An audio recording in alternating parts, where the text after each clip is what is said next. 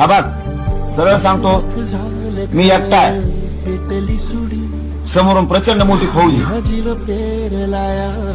मला माझ्या कुवतेप्रमाणे मी लढतोय. मराठा समाजाला सांगतो, तुमची साथ आणि पाठबळ ठेवा. मी एकटा नसता काय करू शकत नाही.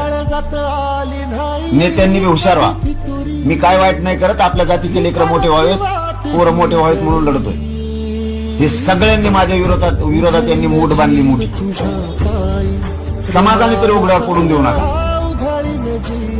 मी खूप पोटतिडकीना तळतळीन हा लढा लढतो. खूप संकट झेललेत, सगळे अंगावर घेतले, फक्त समाज मोठा व्हावा म्हणून. यांचे काय माझं काही शत्रुत्व नव्हतं. माझ्या समाजावर खूप अन्याय केला यांनी, म्हणून यांना सगळ्यांना मी माझ्या अंगावर आली ती.